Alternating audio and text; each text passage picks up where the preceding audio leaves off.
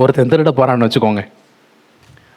திருட போகிறவனே அவன் கையில் தேள் கொட்டிருச்சு, இல்லை ஏதோ ஒரு காரியம் தப்பு செய்ய போகிறவனே போகிற வழியில் வழுக்கி விழுந்துட்டான், கையை காலை உடச்சிக்கிட்டான்.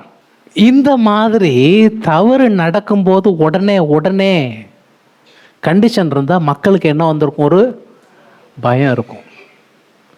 ஆனால் அப்படி உடனே நடக்கிறது இல்லை.